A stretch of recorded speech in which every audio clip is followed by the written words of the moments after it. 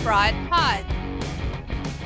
Hello, listener, and thank you for joining me on this 56th episode of the Teaching Abroad Pod. I'm your host, Rowan Lopez, and today's episode will be a little different than usual.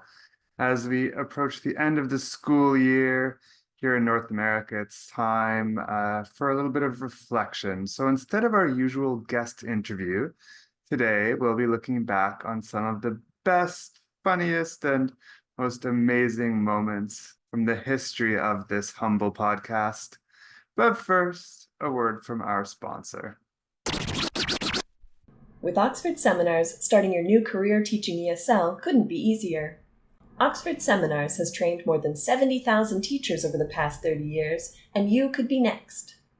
Our comprehensive 120-hour program starts with live instruction from an experienced ESL teacher, followed by convenient online modules.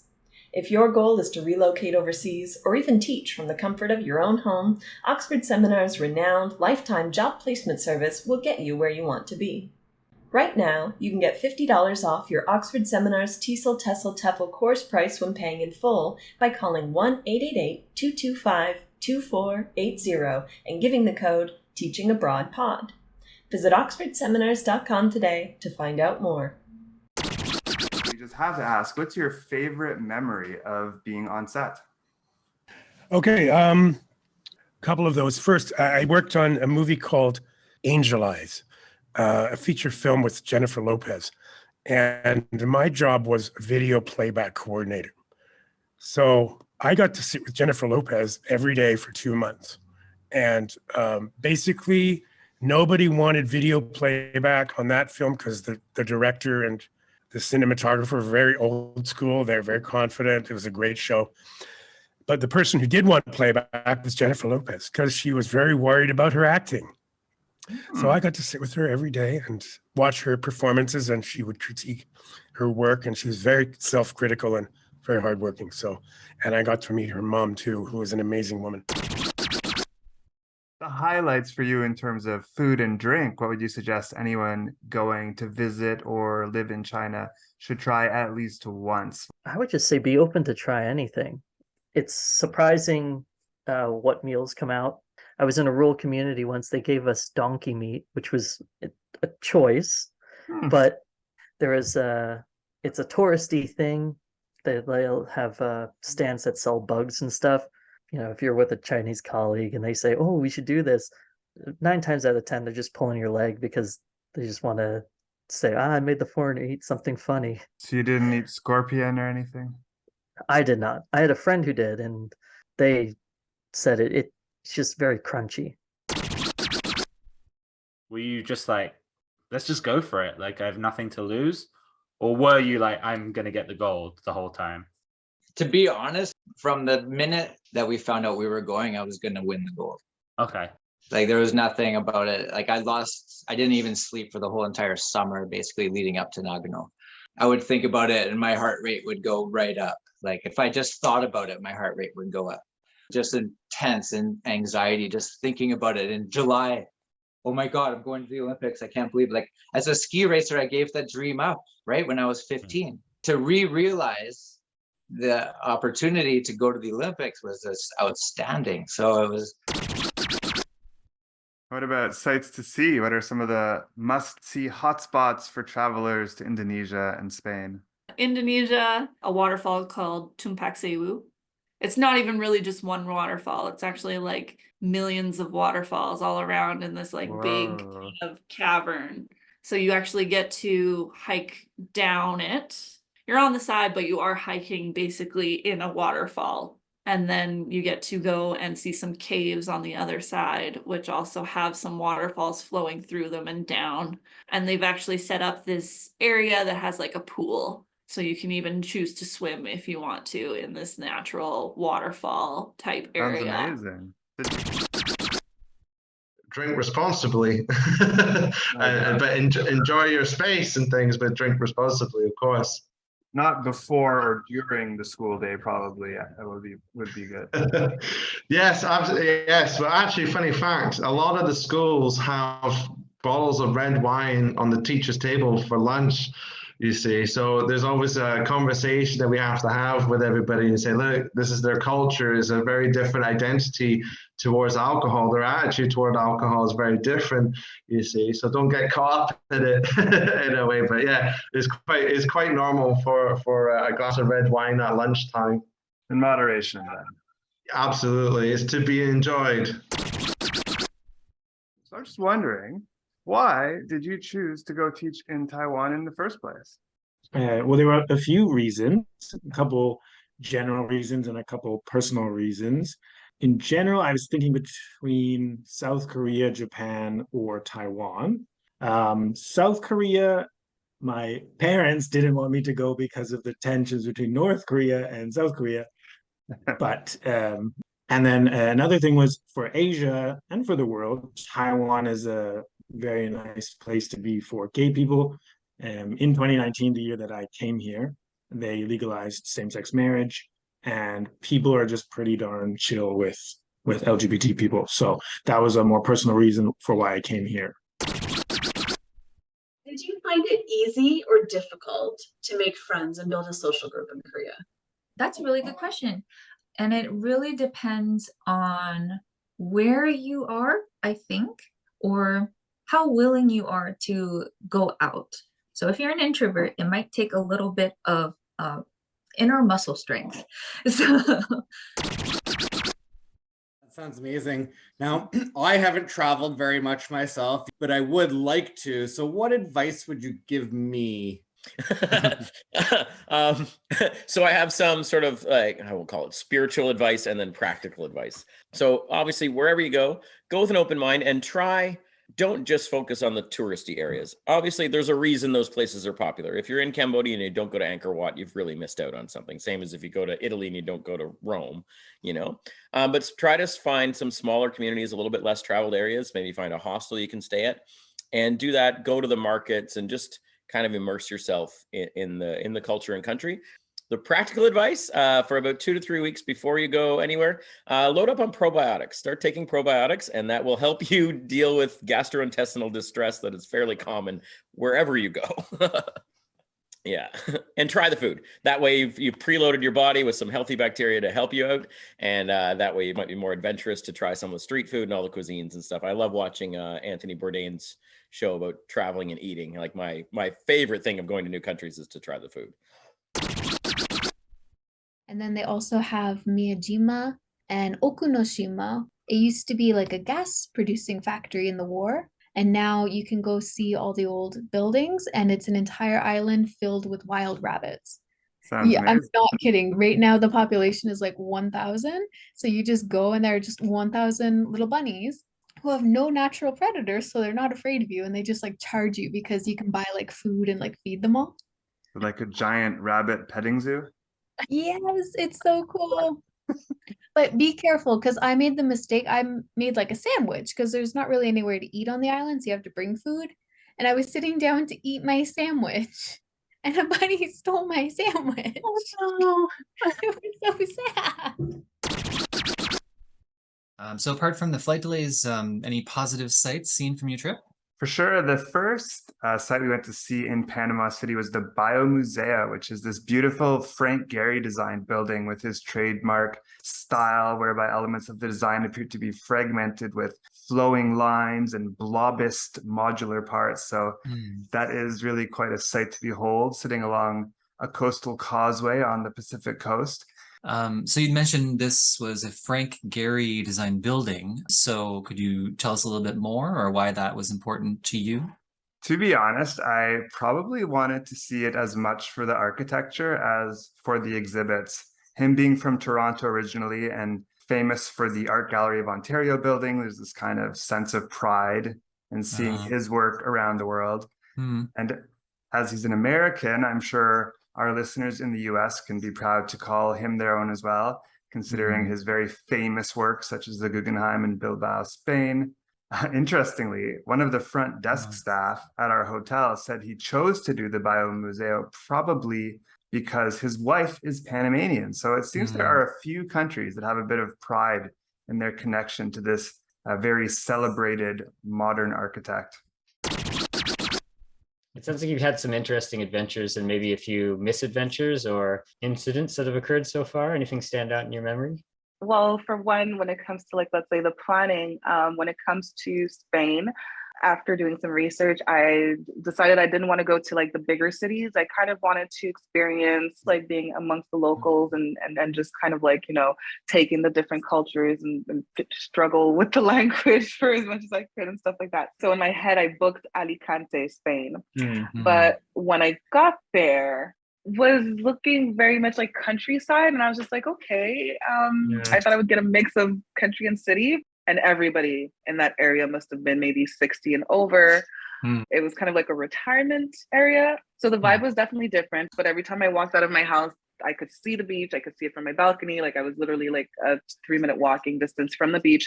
And the friends that I made were in that age group, and they were fun. So I had like just a bunch of like parents with me who were just looking out for me and stuff like that. What kinds of tips and tricks did you have to share with junior teachers in terms of keeping the class engaged?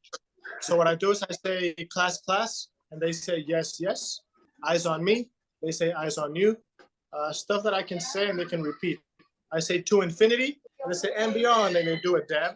So that kind of gets their attention. And also, if they want free time, which is going outside to play basketball, I do a strike system. You should see their faces when I put one strike. Everybody's like, oh no, we are not going out today. So one other thing I wanted to ask is that we get a few course graduates every year who are kind of looking for something off the beaten track. Would you say Honduras is a good place to explore for such adventurers? Yes. You can go first now. Yeah, no, it's definitely, it's a fun and adventurous place to be. Where we're living, as we've mentioned, is a little bit rural. And so there's spiders and geckos and weird things crawling around your house. And so there's definitely that sort of adventure, but also a lot of fun things in the country itself. One of the past vacations, some of the staff members, we went scuba diving on one of the North Coast, the islands up there. There's like cacao farming and people growing coffee and chocolate and all these different interesting fruits. And yeah, there's a lot of adventure that you can find here. Somewhere you'd recommend people visit in terms of sightseeing in or near Antigua? Well, there are 3 volcanoes, and the most fascinating one is Fuego, because it erupts just about every 15 minutes. Not necessarily a massive plume every single time, but it is constantly erupting. And you can hike the adjacent volcano and actually look down at Mount Fuego and watch it erupt. And that absolutely I would recommend. Like at night, I never did get to see it because of the weather conditions, but you can see it. You can see the lava popping out. Is there anywhere in Asia, anything in particular you want to highlight as being a culinary highlight for you? We had some great pho in Vietnam. There was a tiny little, it was this little hole in the wall pho restaurant, and they had like the vat they're making the soup in. And we went back there, I would say 5 or 6 times. Like we went there once, like this is amazing. So we kept going back. And we asked them about it, and that cauldron of soup has been continuously boiling since the 1940s. Whoa. They have been cooking and they just keep adding water and keep adding new ingredients. And that's how they say they get the richness of flavor. You never clean it, you never empty it, you just keep adding. And I was like, where else am I going to get an experience like that? This soup's been literally simmering for 50 years. Can someone tell me about this chicken? Oh, We've never had it here. Is it Korean fried chicken? Yeah, it's got this special spice mix. Did you ever have it, Mike? Yeah, no, I had it a lot. There's this one chicken place that opened up shortly before I left Korea, and I'm not sure if it still exists there, but it was called Toilet Chicken. And so the theme of everything in that restaurant, I thought it was amazing. Everything in the restaurant was toilet themed. So like when they bring you the chicken, it would come in like a toilet bowl. And and everything, like the seats, all of the seats were shaped like a toilet. So it was just, yeah. I did not go to that restaurant. But now I'll have to if I'm ever in Korea again. I mean, it sounds. Just a word of advice to listeners. This is about love, so maybe don't use that restaurant as a first date location. Just a public service announcement. Also been discussing a little bit some of our favorite drinks while abroad. Are there any famous or perhaps infamous beverages to look out for or maybe avoid while in Costa Rica? Yeah, there are. So there's actually two drinks that come to my mind. I've had the pleasure of tasting them both. One is called cacique, and it's actually like, I guess you could say it's kind of like a rum, but it's actually from sugarcane. So it's a sugarcane based liqueur from Costa Rica. It's really delicious, and they use it in lots of other drinks, which leads into the second drink that I'm going to talk about, which is called chili guaro. And chili guaro is cacique mixed with like Tabasco sauce and a couple of other sauces all blended together. It sounds weird, but it tastes really great, and it's spicy, and it kind of burns going down. So it's really good. But you can find that sometimes at parties or little events, and they'll have like little shot glasses full of them with some salt around the edge or some type of pickle or lime, depending on the person, around the side of it. Spicy. Exactly. Interesting. So why don't we start with Costa Rica in general? How would you describe Costa Rica to someone who's never been there, like myself? So in terms of, for example, food is really accessible. You know, teachers have the option to actually go to supermarkets, markets, especially the markets in Costa Rica are really accessible. So, you know, maybe compared to other countries, the fruits and the vegetables are really accessible. And it's funny because sometimes people think that we are in the middle of the jungle and that they don't have access to any stores or any supermarkets. That's a wrong concept. You know, Costa Rica is a really developed country where foreigners have access to everything, guys. So just alluding to what James mentioned in the introduction, the backstory of the brewery, could you tell us a little bit more about that? What happened in Taiwan that led to you starting to brew beer?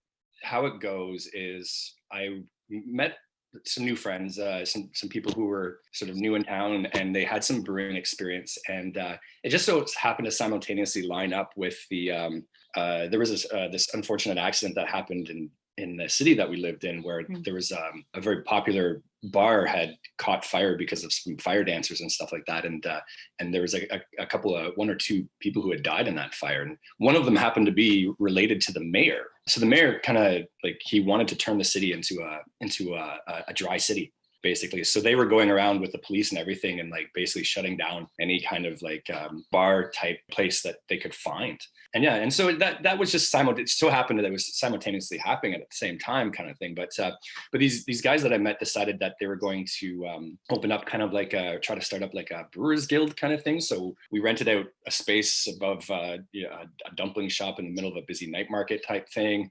And we had all our brewing equipment there. We would import ingredients from overseas. We'd share recipes. We would, we had installed display fridges, and we could keep our brews there, and we would share them with other people and stuff like that. So, but I think it was the legality of it started to get a little bit into a gray area, where it started as just like a hobby kind of thing. But I think the fellow who started it was a bit nervous about that and decided to move the operation to Taipei. So he was the one that technically started it up, but I was learning from them.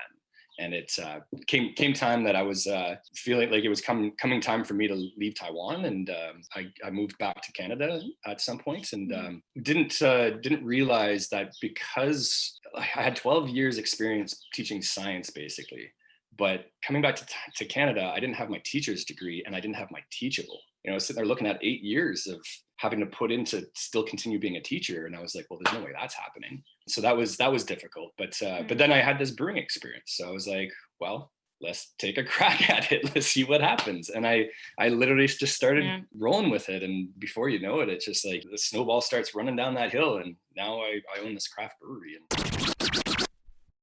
Thanks as always for tuning in to the Teaching Abroad pod. We're aiming to release new episodes monthly for the foreseeable future. If you enjoyed this episode, which I sure hope you did, some of the best of moments of this pod. Please do be sure to like and subscribe and share with your friends. And remember, you can find us on YouTube, Spotify, or most podcasting apps of choice. See ya!